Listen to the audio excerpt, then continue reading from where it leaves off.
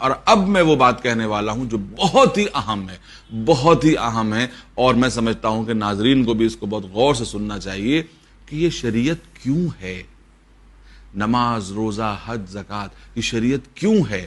شریعت آپ کے اندر جا رہی ہے، شریعت ان پٹ ہے، ان پٹ ہے، تو آؤٹ پٹ کیا نکلنا چاہیے؟ میں اپنے نوجوانوں اور بچوں کو سمجھا دوں کہ ہر مشین کی دو چیزیں ہوتی ہیں، ایک ہوتا ہے ان پٹ اور ایک ہوتا ہے آؤٹ پٹ۔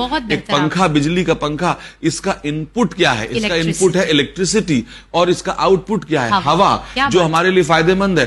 تو شریعت آپ کا ان پٹ ہے، اور اس کے آؤٹ پٹ جو ہونا چاہیے وہ انسانیت۔ بہت عمدہ ہے۔ جب تک آپ انسانیت کا آؤٹ پٹ نہیں دیں گے، لوگ آپ کی شریعت پہ بھی سوال اٹھانے لگیں گے، آپ کے ان پٹ پہ سوال اٹھے گا، آپ کے ان پٹ پہ سوال ہوگا۔ اس کے معنی یہ ہے کہ آپ کا ان پٹ، اور ایک بات اور سمجھیے کہ اچھی مشین وہ ہوتی ہے جو کم ان پٹ لے کے زیادہ آؤٹ پٹ دے۔ تو اس کے معنی یہ ہے کہ آپ کے سجدے بھلے ہی کم ہوں مگر آپ بڑے انسان زیادہ بن جائیں۔ کہیں ایسا نہ ہونے پائے کہ سجدوں کی تعداد وہ بہت طویل ہے لیکن انسانیت میں آپ فیل ہوئے۔ تو آپ، شریعت آپ کا ان پٹ ہے، شریعت آپ کے اندر جا رہی ہے، تو کچھ نکل کے بھی تو آنا چاہیے، اور جو کچھ نکلنا چاہیے میں سمجھتا ہوں وہ ہے انسانیت۔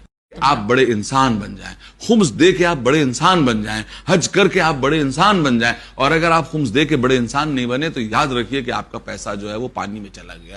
آپ کسی بھی کیٹیگری سے حج کر لیجئے لیکن واپس آ کے آپ زیادہ بڑے انسان نہیں بنے تو سمجھ لیجئے کہ آپ کا سفر تو ہو گیا، ریلیجس ٹورزم تو ہو گیا، لیکن حج قابل قبول نہیں۔ ہر بار جب آپ سجدے میں جائیں تو سجدے سے سر اٹھانے کے بعد آپ کو لگے کہ اللہ کے مخلوق کے سامنے ہم اور زیادہ جھک جائیں۔ تو یہ جو شریعت ہے، شریعت مقصد نہیں ہے، شریعت کے ذریعے بلند انسان بننا مقصد ہے۔ شریعت آپ کے لیے ہے، آپ شریعت کے لیے نہیں ہے۔ خداوند عالم آپ کا دیا ہوا پیسہ اللہ کی جیب میں نہیں جاتا ہے، آپ کو انسان بنانے کے لیے اس نے شریعت دی، ٹھیک ہے نا؟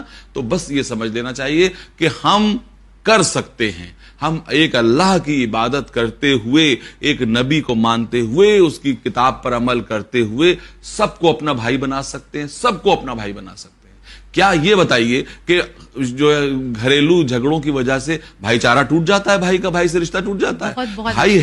بھائی ہے وہ بھائی رہے گا، ٹھیک ہے؟ مکتب فکر الگ ہے تو کیا ہوا، اس کے باوجود وہ ہمارا انسانی بھائی۔